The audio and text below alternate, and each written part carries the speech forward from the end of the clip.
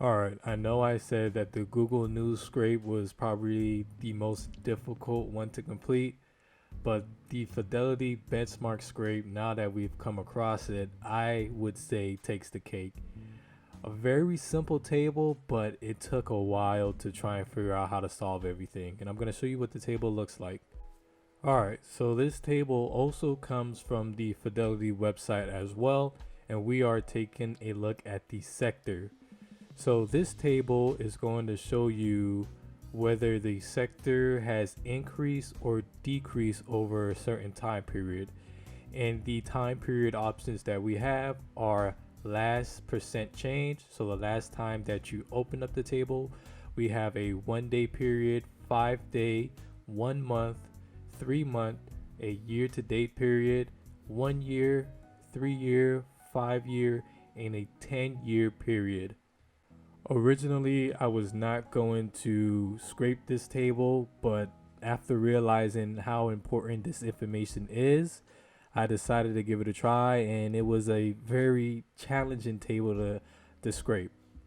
This table will probably serve as a guide as to what stocks I may pick next, depending on the results of this table or which sector is performing the best over a certain time period.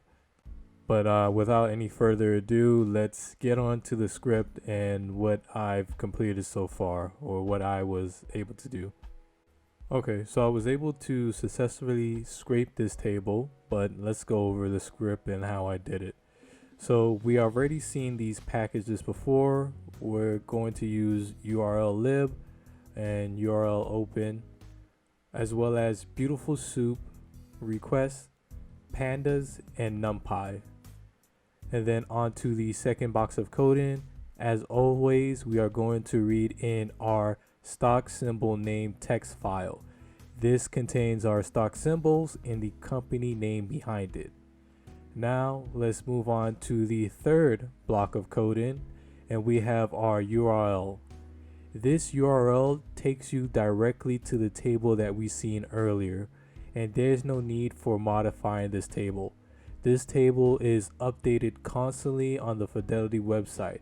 So whenever you click this link, it'll take you to the table, and the numbers should change depending on if the stock market was open or closed, because the stock market is always constantly changing during it's open. So next, we are going to set up a variable called uClient and send a request through our variable URL. And then we have another variable called HTML. This is going to read that request we sent, and then it's going to close that web page. Once it closed the web page, we can now try and parse the web page using a HTML parser. So this is nothing that we haven't seen before. It's basically going over the same process of, the beginning stage of scraping anything from the web. Alright, to move on to the next block of coding, I just want to give a heads up that every line of coding is not necessarily needed in this script, but I was just trying different things out to see how I could get this program to work. And so some of the codes in this script are not necessarily needed. This will affect performance, but I don't think it really matters here because the table we are dealing with is so small and there aren't that many data values. So let's move on to the fourth block of coding. So we are going to create a variable called table, and this is going to web scrape that whole table we seen on the Fidelity website. With that table being scraped using the find all method, we are then going to set up another variable called table underscore data. And this is going to look at our table variable with an index of 0 because we only have one of the historical performance list table, and it's going to look for all the tags that have tr, which I believe is table row, and an attribute element of s value, and it is going to be equal to .gspt. Then we have a last variable called table underscore values, And this is going to look at our table variable again with the index of 0 because this is the only table that Beautiful Soup was able to scrape. And we are going to look for the tag of TD, which I believe is table data, with the attribute element of class and the attribute value of positive value or negative value. So the last two lines of code in here are just for example purposes. The second to last line of code that I have here is basically going to scrape the sector name from the Fidelity website. .gspt is related to information technology. And then the last line of code in the coding block of 4 for table underscore values is going to find the table data for the information technology sector. In the Fidelity table on their website, each value is associated with a positive value string or a negative value string. There are several more options as well as positive value last child and negative value last child. But currently we are focused on this example here. So we have the second to last line pulling our sector name, and the last line of coding in block number 4 is going to pull our data values. As mentioned earlier, those last two lines of coding are just for example purposes. But the first line where we have the table variable, that is the most important line out of all of that coding right there.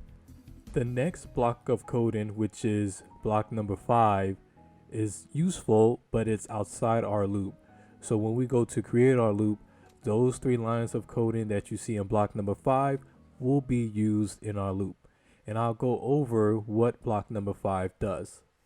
So we have a variable call or column, we are going to call it.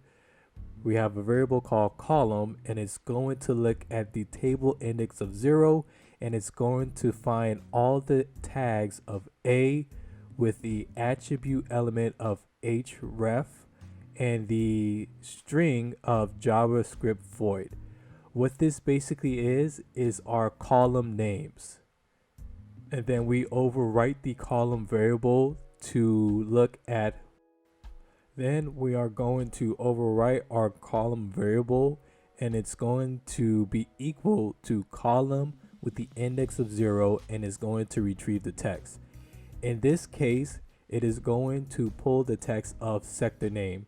That is one of the columns in the Fidelity benchmark table that we viewed earlier. After that, it's then going to do a bit of data manipulation or data cleaning. So we have another variable called column cleaning, column underscore clean, and it's going to replace the new line with a empty string. After it removes the new line with a empty string, it's then going to replace the empty space, if it finds any, with a empty string, or it's just going to delete that empty space. The reason for this is that when I went to go pull the column names, they did not look right, and if I were to put it in the table, it would ultimately mess up the table and wouldn't really serve a purpose. So using the replace function twice cleans up this data and makes it more readable.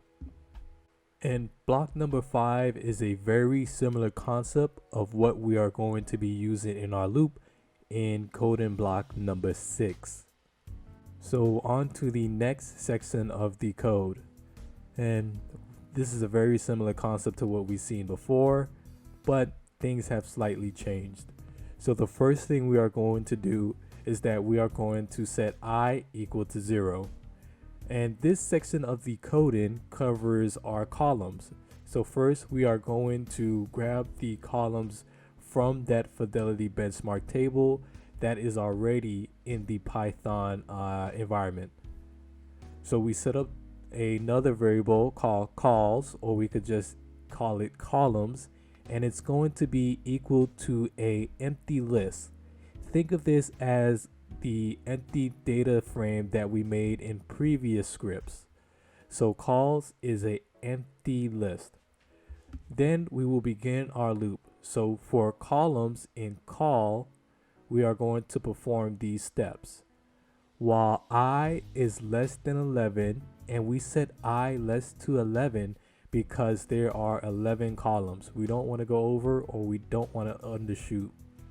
So while I is less than 11, perform these steps. We are going to create a variable called call, and it's going to look up the table with an index of 0, and it's going to use the find all method to search for the a tag, the href attribute element, and with the string of JavaScript void. This is our column names right here.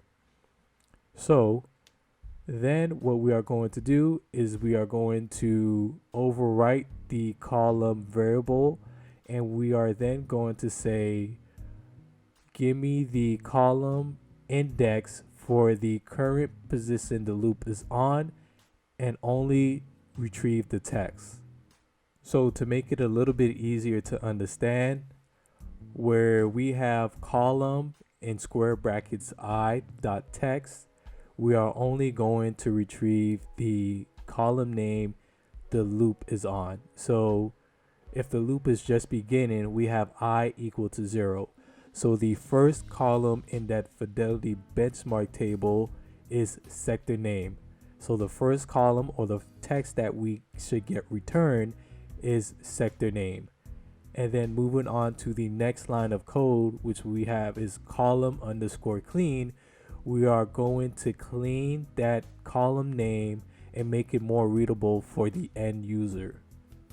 We are then going to create another variable called column clean test and set this equal to the column clean. And then after that, we will append that to the columns list on the outside.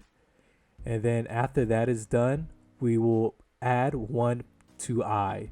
So in our case, if 0 is done, we're going to add +1. Now we are on to I equal 1. And if I reaches 11, we want to break the process and stop. Then we will create a empty data frame where our column names is equal to that column list. So now that we have our column names, we can now go after our data values.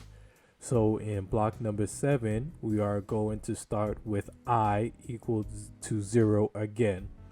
And then we are going to create another empty list, which will be called data1. After that, we will create a variable called data, which will look at the tag of td, which is table data, and then with the attribute element of class, and then all the possibilities that a table data could have, which is align left, positive value, negative value, no change value, positive value. I also believe negative last value child and positive last value child. This right here, I had to search on my own, or I had to look and expect how many different possible outcomes can a table data have for this particular table. So on to the loop now. So for data underscore values in data, we are going to perform these next steps. While I is less than 132, we set I less than 132 because we have 11 columns and 12 rows of data. 11 times 12 is equal to 132. So once we hit 132, we should have our complete table, and that is included with the sector name as well. Then we are going to create a variable called data, which we have seen before, and this is going to grab all our table data. So from the sector name to the value for a 10-year period, all that data is going to be grabbed. Then depending on the current position I is on, in our case, since we haven't started a loop, I will be on 0. We are only going to retrieve the text. Once we have retrieved the text, we are going to create another variable called data underscore clean, and it's going to go through that data cleaning process that we went over earlier. It's going to remove the new line and replace it with a empty string. And then if there's a space that we can't see, it is going to remove that space. After that, we create another variable called data underscore clean underscore test, and we are going to set it equal to data underscore clean. Once that is completed, we will append data underscore clean underscore test to the list on the outside, and that variable is called data1. After all that is said and done, we will add 1 to I. And once we do this 132 times, we are going to break the loop. And because our data is in the form of a list and not a data frame, we need to reshape the data. So we are going to use a NumPy function called reshape, and we are going to reshape data1, and then we are going to have the table rows of 12 and the columns of 11. We have it set up like that because that is how the fidelity table is set up on their website. After we have reshaped the data, we are then going to call our df data frame. We are going to call all the columns, and we are going to set it equal to data1. So that way we are plugging in the data1 data into our data frame of df. Once that is complete, we will then export that data frame to a CSV file while setting the index equal to false. And the name of the file will be called fidelity benchmark. But this table still needs a little bit of more cleaning, and we are going to cover that once we reach the macros VBA file. And I will show you what the final dataset looks like for the fidelity benchmark table. The table looks exactly like the one you see on the Fidelity website.